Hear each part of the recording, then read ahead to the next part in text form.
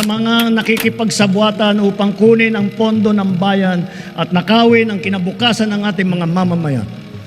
Mahiya naman kayo sa inyong kapwa Pilipino.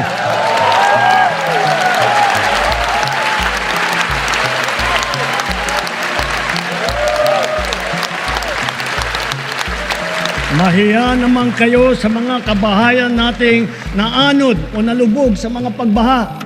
Mahiya naman kayo lalo sa mga anak natin na magmamana sa mga utang na ginawa ninyo nang binulsan nyo lang ang pera.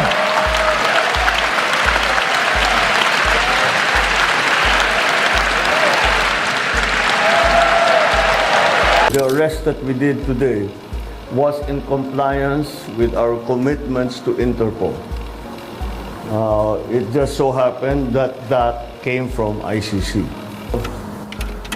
This case started in 2017 when we were still members of the ICC, and it was during the time of former President Duterte.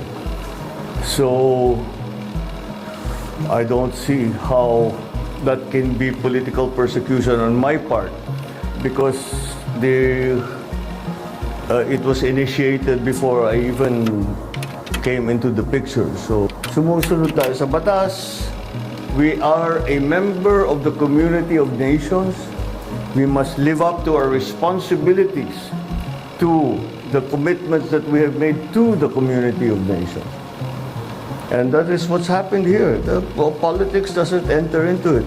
20 peso rice is here to stay. It's a pagtutulungan ng maraming ahensya ng national government at ngayon in partnership with the local government, 20 peso rice is here to stay. It is achievable, it is sustainable. Kaya abangan ninyo in your nearest public market.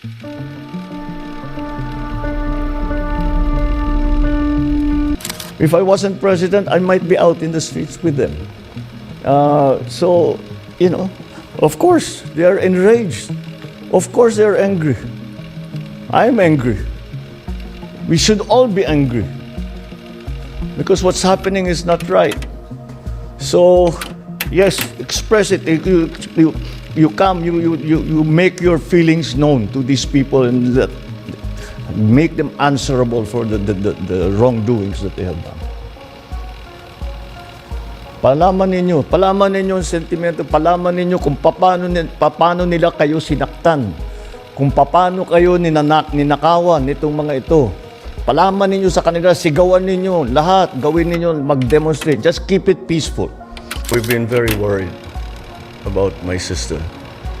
When I say we, I'm talking about friends and family. And the reason that is because the lady that you see talking on TV is not my sister. And that view is shared by our cousins, our friends. And hindi siya yan. Hindi siya yan. So, that's why we worry. So, we are very worried about her. Wala naman akong papel doon sa impeachment.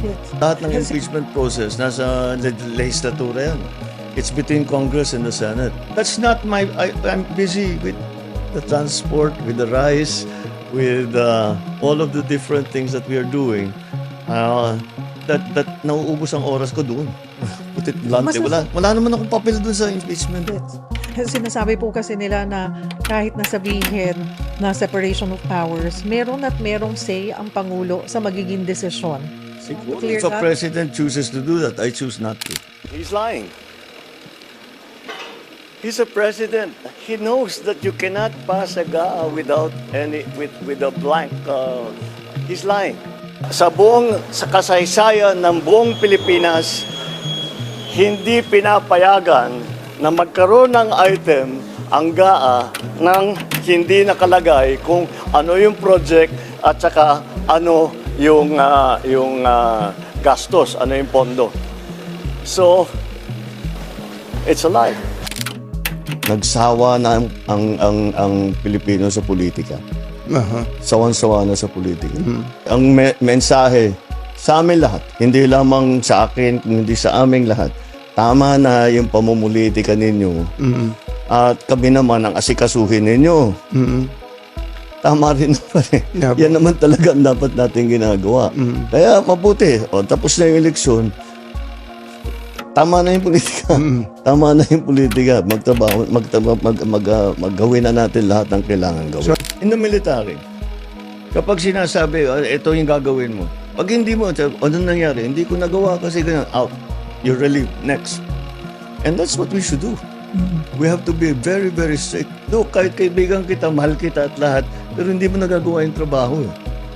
Hindi naman ito tungkol sa pagkakaibigan o pagmamahal natin sa isa't isa kung hindi para sa serbisyo, para sa tao. Sa mga susunod na buwan, makakasuhan ang lahat ng mga lalabas na may sala mula sa investigasyon, pati na ang mga kasabwat na kontratista sa buong bansa.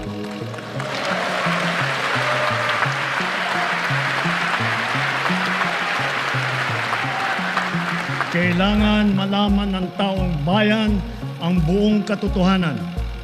Kailangang may managot sa naging matinding pinsala at katiwalian.